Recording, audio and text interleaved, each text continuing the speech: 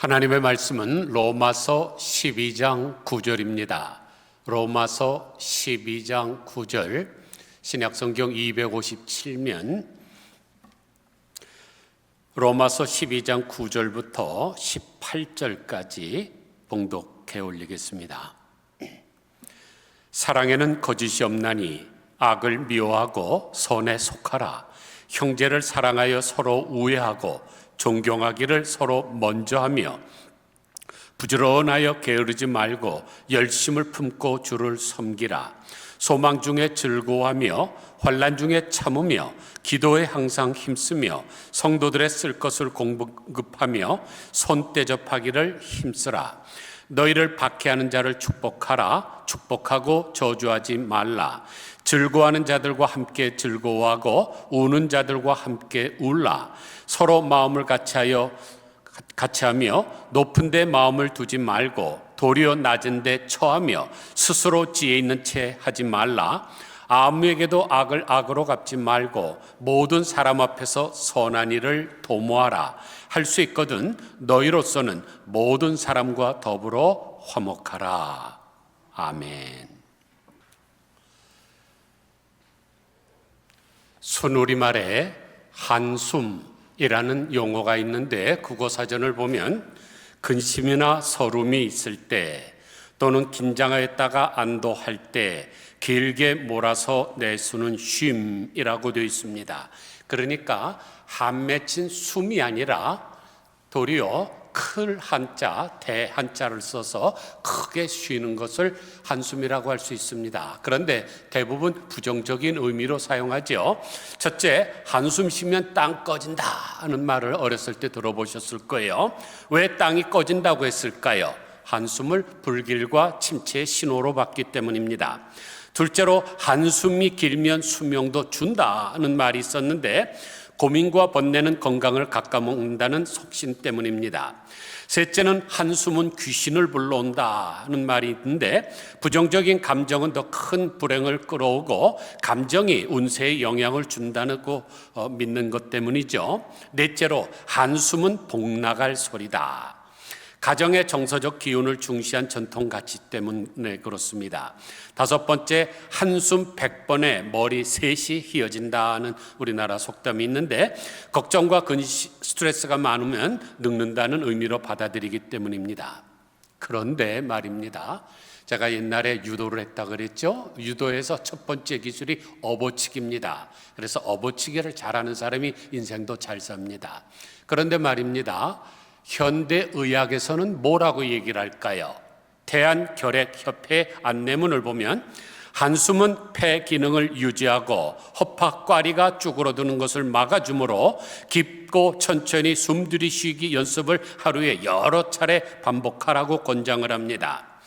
지금 우리나라 대한민국에서 암 종류별로 가장 많은 사상자를 내는 암이 뭘까요? 첫째, 폐암, 둘째, 간암, 셋째, 대장암, 넷째, 췌장암, 다섯째, 위암입니다. 폐암이 남녀 공통으로 최고의 단연코 1위입니다. 그런데 그 폐를 관장하는 대한결핵협회에서 뭐라 그래요? 한숨을 자주 쉬어라고 얘기를 합니다. 건강정보 사이트인 헬스라인에서는 한숨은 폐포가 무너지는 것을 막고 폐 기능을 유지하는 데 중요하다고 합니다. 또 서울 아산병원 호흡재활센터에서는 코로 천천히 깊게 숨을 들어 쉬어 폐를 끝까지 채우고 2초간 유지한 뒤 입으로 천천히 내쉬라. 그러면 폐 확장과 호흡근 강화에 도움이 되고 긴장을 완화하는 등 건강에 유익하다 그랬습니다. 그러니까 한숨은 재수없고 불길한 것이 아닙니다. 똑같은 한숨이지만 의미를 조금만 바꾸게 되면 화가 보게 됩니다. 그래서 의미가 바뀌면 재미가 생겨나고 재미가 있으면 살 활력이 생기고 활력이 넘치면 행복이 찾아옵니다. 그러므로 여러분, 의도적으로 한숨을 자주 쉬시기를 바랍니다. 그래서 의미와 재미라는 책이 있는데 이 책은 대한민국 육군에서 30년간 복무했고 또 현재 한미연합사령부에서 전략 고문으로 활동 중인 이용재 씨가 오랫동안 깊이 있는 인문학적 연구 끝에 내놓은 책입니다. 한번 가만히 생각해 보세요.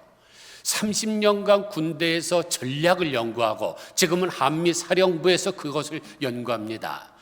전략 잘못 지게 되면 전쟁에서 지는 거죠. 그럼 나라가 패망합니다. 얼마나 스트레스 받는 일이겠습니까?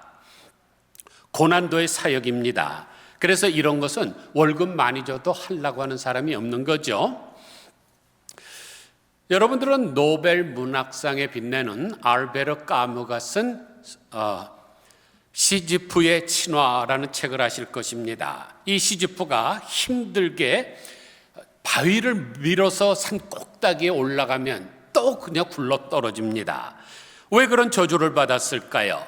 죽음을 속이려고 했기 때문이죠. 시지프가 저승사자를 붙잡아 가두고 죽은 후에도 저승에 가지 않도록 신들을 기만했기 때문에 영원히 바위를 밀어 올리는 형벌을 받았습니다. 그런데 그 큰 바위가 올라가면 굴러떨어지고 그 다음날 또 올려놓으면 굴러떨어지고 계속 반복되는 것 무의미하지 않습니까? 그러므로 시지프의 신화는 무의미한 일을 반복한다는 것, 삶에서 의미를 찾지 못한다는 것, 그것이 바로 우리에게 형벌이라는 것을 가르쳐주는 책입니다. 그래서 이 이용재 씨가 그렇게 스트레스를 많이 받는 직업이지만 그것을 바꾸기로 생각을 했습니다. 어떻게 하면 이것을 재밌게 할 수 있을까? 그 사색과 연구를 기반으로 만들어낸 책이 바로 이것입니다. 의미와 재미. 그래서 부제목이 무엇입니까? 인생의 핵심을 관통하는 날카로운 통찰. 사랑하는 성도 여러분, 우리의 인생을 관통하는 날카로운 총알이 있습니다. 그게 뭘까요? 의미와 재미입니다. 사실 재미는 우리의 삶에 활력을 불어넣는 거죠. 그래서 웃음도 주고 몰입도 하게 도전의 즐거움을 줍니다. 또 삶에 풍요롭게 합니다. 그런데 보통 사람들은 재미 그러면 말초신경을 자극하는 어떤 것으로 생각만 합니다. 그건 잘못된 것이죠. 재미는 단순한 즐거움을 넘어서 매일 우리가 살아가는 원동력이 되어주고 새로운 것을 시도하며 느끼는 설렘과 창의적 도전을 통해 얻는 성취감, 사람들과 함께 웃고 공감함 느끼는 유대감 등으로 구체화가 됩니다. 반면에 의미는 뭘까요? 우리의 삶의 방향성을 제공합니다. 그래서 우리가 하는 일과 선택에 가치를 부여하고 고난 속에서도 견딜 힘을 주고 성장을 통해 더 큰 존재로 나아가게 도와줍니다. 죽음의 수용소라는 책을 쓴 빅토르 프랭클은 제2차 세계대전 때 나치 수용소에 갇혀서 오랫동안 고생을 했던 사람입니다. 그런데 기적적으로 살아남아서 로고테라피라고 하는 심리학 이론을 창시한 사람이죠. 로고스 그러면 우리가 신약 성경에서도 하나님의 말씀을 말할 때도 사용하지만 의미 또 논리라는 뜻입니다. 빅토르 프랭클은 이 책에서 자신이 나치 수용소에도 수용되었던 구체적인 체험을 통해 가장 비참한 상황에서도 삶의 의미를 가질 수 있다고 갈파하고 있습니다. 그래서 왜 살아야 하는지 그 의미를 아는 사람은 그 어떤 상황 속에서도 견딜 수 있다 그랬습니다. 그래서 재미와 의미가 교차하는 곳에 행복이 있습니다. 이 말을 한 사람이 그 유명한 하버드 대학교의 행복학 열풍을 일으킨 탈 벤 샤하르인데 이 사람은 지금 하버드 대학교 전체의 20% 그러니까 5분의 1 되는 1,400명의 멘토가 되어서 치열한 경쟁과 스트레스에 갇혀 있는 학생들에게 의미 있는 삶을 살도록 가르치고 있습니다. 그리고 자기도 이 하버드 대학교의 석자 교수가 될 수 있지만 그런 스트레스보다는 이런 의미 있는 삶을 가르치는 일에 전력하고 있는 거죠. 물론 우리가 재미와 의미가 동시에 다 있는 것을 찾기란 그리 쉽지를 않습니다. 그러므로 어떤 사람이 자기의 인생에서 내가 지금 하는 일에 재미가 있고 그 일이 의미가 있는 일이라면 그 사람은 정말로 행운합니다. 그런데 어떤 사람이 이게 내가 나가야 가는 길인가비요. 그리고 거기 했는데 얼마 정도 하다 보니까 적성이 안 맞습니다. 그래서 대학생들이 4년에 졸업하는 사람이 그리 많지 않지 않습니까? 아니 2년 하다가 이거 나한테 안 맞아. 또 다른 것 해보다 또 안 돼. 그러면 계속적으로 등록금만 많이 나가고 세월은 낭비하는 것 아니겠습니까? 자신에게 맞지 않는 것, 그것을 인생 초반에 발견했다면 그래도 다행입니다. 왜냐하면 바꿀 수 있는 시간적 여유가 있으니까. 그러나 중년이나 노인에 발견했다면 그것은 낭패입니다. 그런데 재미있으면서도 의미 있는 일, 이것을 하는 사람은 그 일이 잘 될 거라는 확신이 있습니다. 그리고 그 확신이 있으면 열정적으로 일할 수가 있는 거죠. 오늘 본문에도 뭐라 그럽니까? 열심을 품고 주를 섬기라. 주를 섬기는데 재미없이 따분하게 섬기는 것이 아니라 열정을 가지고 흥미를 가지고 재미를 가지고 주님을 섬기라고 하십니다. 그러므로 재미와 의미를 동시에 있는 그 일을 찾으시기를 바랍니다. 이것이 여러분에게 주어진 절대적인 명령입니다. 그런데 우리가 무엇을 찾으려고 하면 어떻게 해야 될까요? 몰입을 해야 되죠. 누가복음 15장 8절을 보니까 주님께서 이렇게 말씀하십니다. 어떤 여자가 10 드라크마가 있는데 하나를 잃으면 등불을 켜고 집을 쓸며 찾아내기까지 부지런히 찾지 아니하겠느냐. 그러므로 재미와 의미가 있는 일을 찾으려면 여러분의 삶 속에서 어떤 부분이 재미가 있는지를 확인을 하셔야 됩니다. 몰입해 보시기를 바랍니다. 재미있고 즐거운 일에 몰입을 할 때 창조력이 생깁니다. 그리고 그 순간만큼은 누구보다도 행복한 것이죠. 신앙생활도 마찬가지입니다. 어떤 사람은 신앙생활을 하는데 이를 악물고 하는 사람이 있어요. 재미가 없기 때문에 그렇습니다. 하긴 해야 되겠는데. 그래서 새벽 기도에 한번 나오는 게 그렇게 힘듭니다. 1년 12달에 한 번도 못 나오는 사람들이 있죠. 헌금을 바치는데도 그게 잘 마음이 가질 않습니다. 봉사하는 것도 힘들고 짜증납니다. 선교 가는 것이 순교보다 힘듭니다. 그런데 어떤 분은 입을 활짝 열고 하시는 분이 있죠. 너무나 즐겁고 재미가 나서 입을 크게 열고 찬양하면서 하기 때문에 그렇습니다. 그러면 우리가 어떻게 해야 될까요? 아까 하버드 대학 그 교수가 얘기한 것처럼 재미와 의미가 교차하는 곳에 행복이 있다는 말처럼 우리가 이 두 가지를 동시에 잡아야 됩니다. 일석이조로 두 마리 새를 잡아야 됩니다. 우리 주님께서 그렇게 사셨죠. 히브리서 12장 2절을 보니까 믿음의 주요 또 온전하게 하시는 이인 예수를 바라보자. 그는 그 앞에 있는 기쁨을 위하여 십자가를 참으사 부끄러움을 개의치 아니하시더니 하나님 보좌 우편에 앉으셨느니라 그랬습니다. 여기서 말하는 앞에 있는 기쁨, 이건 재미죠. 또 뒤에 나오는 십자가는 가장 가치 있는 의미입니다. 왜냐하면 인류 구원이기 때문이죠. 그런데 예수님께서는 이 두 가지를 다 잡으셨습니다. 이를 악물고 한 게 아니라 입을 크게 벌리고 하셨죠. 비록 고통스러운 일이긴 하지만 그 일의 가치를 아셨기 때문입니다. 그 결과 우리 예수님은 하나님 보좌 우편에 앉으셨습니다. 이 하나님 보좌 우편에 앉으셨다는 말은 사도신경에도 나오는데 그 말의 의미를 여러분 아십니까? 이 말을 문자 그대로 예수님이 하나님 우편에 앉았다고 그렇게 해석하셔서는 안 됩니다. 왜냐하면 그것은 상징적인 표현이기 때문이죠. 그러면 보좌 우편에 앉으셨다는 표현의 의미가 무엇일까요? 첫째로 권위와 능력을 동일하게 가지신다는 의미입니다.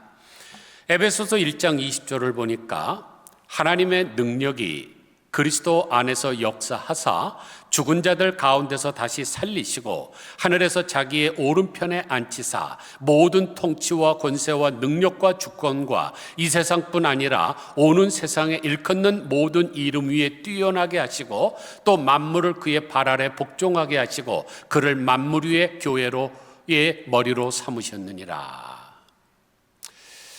지금도 근동 사람들은 그 집에 가장이 있으면 그 집의 상속자가 오른쪽에 앉습니다. 그것은 내 모든 고난을 그 사람에게 물려준다는 뜻이죠. 그래서 예수님이 하나님의 상속자로서 아버지와 동일한 통치권을 가지고 계시다는 뜻입니다. 둘째로 예수님의 사역이 완성되었다는 의미입니다. 히브리서 7장 27절을 보면 예수는 저 대제사장들이 먼저 자기 죄를 위하고 다음에 백성의 죄를 위하여 날마다 제사 드리는 것과 같이 할 필요가 없으니 이는 그가 단번에 제사를 드려 이루셨습니다. 에덴 동산 이후 인간의 죄는 영원히 끝나지 않기 때문에 구약시대의 제사장은 날마다 제사를 드려야 됐습니다. 그래서 성소 안에 없는 것이 하나 있는데 의자가 없습니다. 그러나 예수님은 이제 더 이상 반복할 필요가 없는 완전한 구원을 완성하셨기 때문에 앉으신 거죠. 그러므로 앉으셨다는 말은 구원 사역을 이루셨다는 것입니다. 완성하셨다는 선언입니다. 셋째로 우리를 위하여 중보하신다는 뜻입니다. 로마서 8장 33절 보니까 누가 능히 하나님께서 택하신 자들을 고발하리요 의롭다 하신 이는 하나님이시니 누가 정죄하리요 죽으실 뿐 아니라 다시 살아나신 이는 그리스도 예수시니 그는 하나님 우편에 계신 자요 우리를 위하여 간구하시는 자시니라. 예수님은 지금도 하나님 보좌 우편에서 우리를 위해서 간구하고 계십니다. 그러므로 하나님 우편에 앉으셨다는 것은 자리의 위치적인 문제가 아니라 예수님의 지위와 역할을 선포하는 것입니다. 그런데 예수님께서 이 모든 일을 어떻게 하셨어요? 기쁨과 의미로, 다른 말로 재미와 의미로 하셨습니다. 그러므로 우리도 신앙생활할 때 항상 이 기쁨과 의미로 해야 됩니다. 오늘 본문을 보면 정말로 수많은 말씀들을 열거하고 있죠. 성도들이 이 세상을 살아가면서 해야 될 최소한 22가지를 열거하고 있습니다. 그런데 이 모든 것을 두 가지로 요약할 수 있는데 악은 미워하고 선은 실천하라는 것입니다. 선은 하나님께서 좋아하시는 것이고 악은 하나님이 미워하시는 것이기 때문이죠. 영국의 최고의 명문인 옥스퍼드 대학교 종교사학과 교수인 리처드 스원번 교수가 세상에 존재하는 악을 4가지 유형으로 나눴습니다. 첫째, 물리적인 악이 있다 그랬습니다. 이건 신체적으로 느끼는 것이죠. 배가 고프다든지 몸이 아프다는 등 주로 신체에 나타나는 현상들을 물리적인 악이라고 했습니다. 둘째로 정신적인 악이 있다고 합니다. 이것은 마음으로 느껴지는 고통과 아픔입니다. 식음을 전폐하고 누울 정도로 심적 고통이 이루 말할 수 없는 상태나 혹은 실패나 좌절로 인하여 번민하는 마음의 아픔을 정신적인 악이라고 했습니다. 셋째는 상태의 악이 있다고 했는데 이것은 비틀어지고 꼬인 마음 상태를 같은 것을 말합니다. 그래야 될 이유도 없고 그래서는 안 되는 줄 알고 또 잘못된 것을 알고 있으면서도 증오하고 시기하고 분노하는 마음의 상태, 이런 것들이 상태의 악에 속합니다. 그런데 요즘 사람들은 이 상태의 악에 얼마나 빠져 있는지 몰라요. 네 번째는 도덕적 악이 있다고 했습니다. 법적으로는 문제가 없지만 도덕적 규범으로 실패한 것입니다. 법망을 피하기만 하면 과연 떳떳하냐는 것입니다. 제가 아는 어떤 목사님은 샌프란시스코에서 LA를 4시간이면 주파한다고 그걸 자랑을 해요. 그러면 계산해 보면 한 90마일씩 달린다는 얘기죠. 경찰한테 안 잡혔으니까 딱지는 안 떼지만 그건 잘못입니다. 도덕적 규범에서 잘못된 일입니다. 이런 거 우리 주변에 너무너무 많아요. 침 뱉는데 그거 누가 세금 떼냐? 안 됩니다. 그런 거 하시면 안 돼요. 양심이라는 게 살아있고 상식이 존재하는 한 이 도덕적 악은 언제나 남아있는 것입니다. 그런데 중요한 문제는 세상에는 어떠한 형태이든지 악이 존재한다는 사실이죠. 이것은 예수님 다시 오시는 날까지 계속 반복이 될 것입니다. 그러면 우리가 어떻게 살아야 될까요? 그 악을 미워하고 선을 속해야 됩니다. 이 말씀을 중심적으로 생각해 볼 필요가 있습니다. 우리 신앙인이라고 우리가 지금 무슨 화성에서 살고 있습니까? 금성에서 살고 있습니까? 아니죠. 이 지구에서 똑같이 다 같이 숨쉬고 살고 있습니다. 내일 사형을 당할 사람이 내뱉는 숨을 나는 그것을 지금 들어맞고 사는 거죠. 또 그 사람이 싼 소변이 흘러 바닷물에 갔던 게 그게 증발해서 내려온 물을 내가 마시고 사는 것입니다. 대인 관계 속에서도 비신앙인과 상종을 하지 말아야 한다는 것이 아닙니다. 그래서도 안 됩니다. 우리가 세상 속에서 비신앙인과 함께 어울려 조화롭게 살아가는 것이 신앙인의 진정한 모습입니다. 그래서 세상을 떠나 살 수도 없고 이웃과 교제하지 않고 살아가서도 안 되는 것이 신앙이죠. 이런 세상 속에서 비신앙인과 어떻게 교제하면서 살아갈 수 있을까가 신앙인의 자기 인식입니다. 그러면 어떻게 살아가야 하는 걸까요? 오늘 본문 자세히 보세요. 먼저는 악을 미워하라 그랬습니다. 그러니까 마음속으로만 악은 나쁜 거야. 악은 나쁜 거야. 은밀하게 품고서 악을 증오하는 것이 아니라 밖으로 표현돼야 된다는 것입니다. 그래서 신앙인의 태도는 그냥 마음으로만 뭐든지 생각하면 내가 하나님을 믿는다 이런 게 아니라 믿음이 행동으로 나타나야 되는 것처럼 악을 미워하는 것은 악을 행하는 사람 보면 그것을 지적을 하고 그것을 고쳐야 되는 것입니다. 아모스서에 보면은 공의와 정의를 물같이 하라 그랬죠. 또 강물처럼 하라 그랬어요. 왜 공의와 정의를 물에다가 비유했을까요? 물은 어떤 작은 공간에도 침투하는 성질이 있기 때문입니다. 그리고 물은 그것을 정결케 하는 능력이 있기 때문입니다. 그러므로 우리가 악을 보면 그냥 묵인하고 지나가는 것이 아니라 악은 잘못된 것은 지적해서 그것을 수정하고 고치고 깨끗해야 될 책임이 우리들에게 있습니다. 그래서 데살로니가전서 5장 22절을 보면 악은 어떤 모양이라도 버리라고 말씀을 하십니다. 그리고 선에 속하라는 말씀은 거기서 한 걸음 더 나아간 것인데 좀 더 깊이에서 더 나아가서 적극적인 태도를 요구하는 말씀입니다. 그런데 이 선에 속하려면 어떻게 될까요? 10절 하반부에 있는 존경하기를 먼저 하며 라는 말씀에 주목해야 됩니다. 자기의 영광을 구하는 것이 아니라 다른 사람에게 기꺼이 존경을 돌리는 태도에서 악이 나오지 않기 때문에 그렇습니다.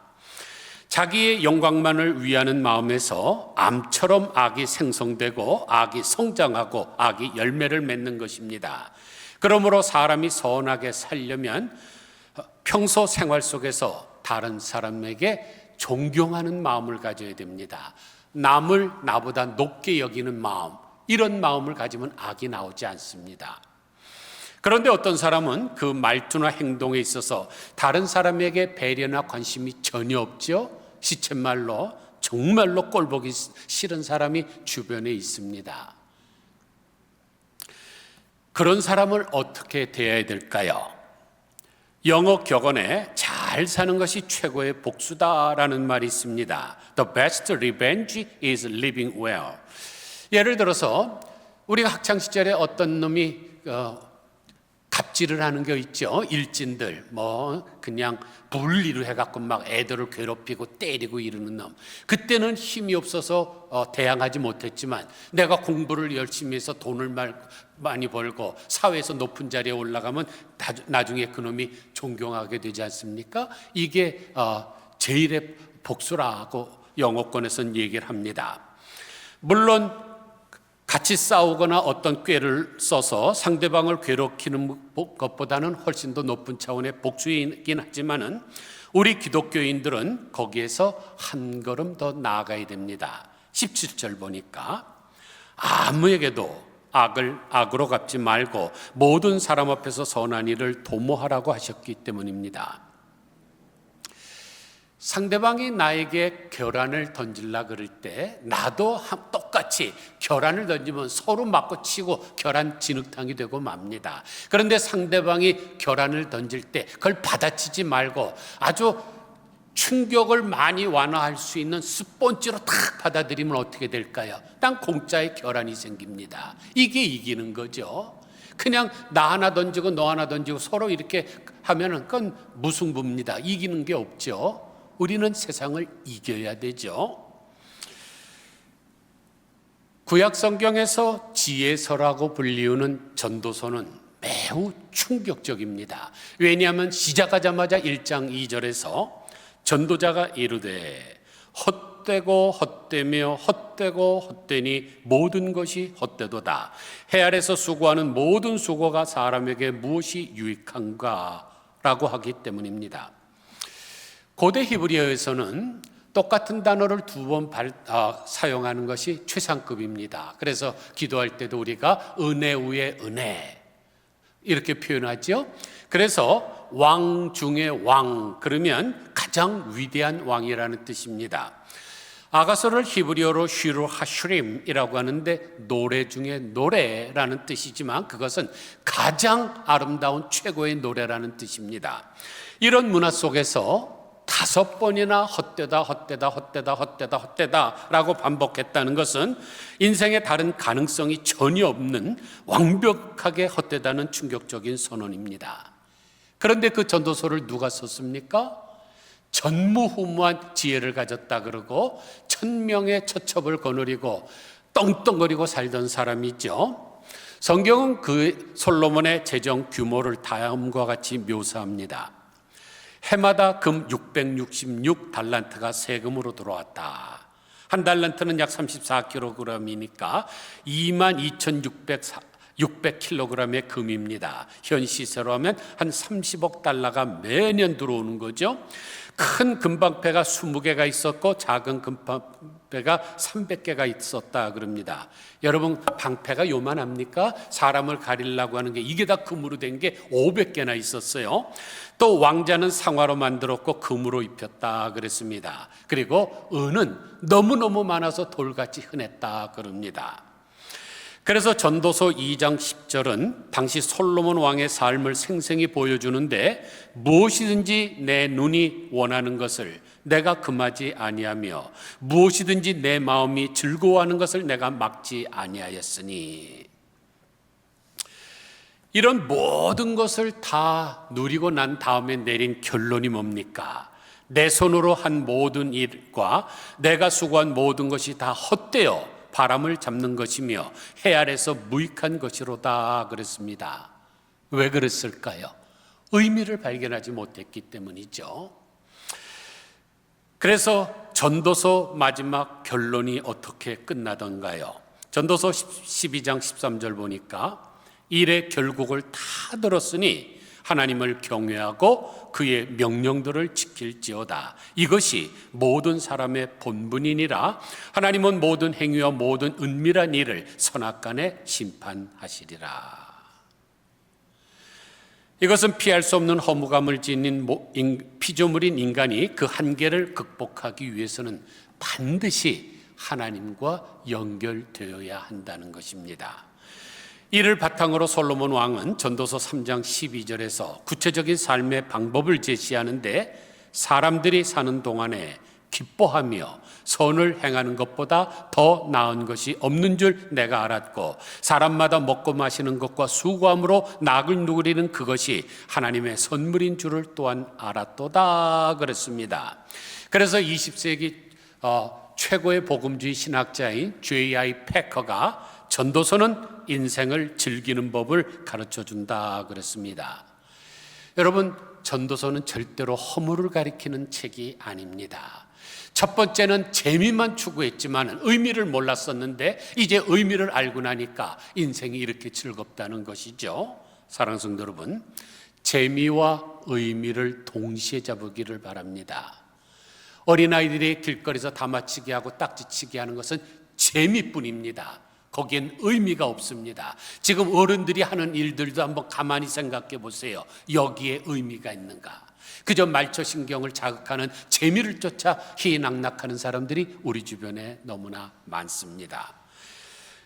이 두 가지 토끼를 잡으려면 하나님을 경외하고 그의 명령들을 지켜야 됩니다. 그리할 때 사는 동안에 기뻐하며 선을 행하는 것보다 더 나은 것이 없는 줄을 내가 알게 됩니다. 아무쪼록 살아가시면서 신앙생활 하시면서 두 마리 토끼를 다 잡으심으로 재미와 의미가 있는 행복한 삶을 사시기를 주님의 이름으로 간절히 축원드립니다. 기도하겠습니다. 하나님 아버지, 세상을 살아가면서 이를 악물고 살아가는 사람이 있고 입을 활짝 열고 살아가는 사람이 있는 줄 압니다. 하나님, 우리가 지금 벌써 30, 40, 50, 60, 70 거의 100세까지 오래 살았습니다. 그런데 정말로 내가 지금 하고 있는 일이 재미도 있으면서 의미도 있는 일인지 잘 몰입하고 집중해서 살피게 하여 주시기를 원합니다. 한 드라크마를 잃어버리고도 촛불을 켜고 방바닥을 쓸면서 샅샅이 찾는 것과 마찬가지로 내 인생에서 이 두 가지 토끼를 잡지 못하면 나는 그리 행복하지 못할 줄 압니다. 도리어 두 가지를 다 놓친 사람은 불행한 사람이고 살 의미가 없는 사람인 줄 압니다. 하나님 아버지, 우리가 신앙생활을 할 때도 예수님처럼 앞에 있는 기쁨을 바라보게 하시고 나중에 있는 의미를 잡을 수 있게 하여 주시기를 간절히 빌고 소원합니다. 하나님, 아직 내가 그것을 잡지 못했다면 열심을 품고 주를 섬김으로 말미암아 속히 이 재미와 의미를 붙잡게 하여 주옵소서. 그래서 누가 뭐래도 나는 행복한 사람이라고 외치며 살아갈 수 있는 저희들 되게 하여 주시옵소서. 예수 그리스도의 거룩하신 이름으로 간절히 기도드리옵나이다. 아멘.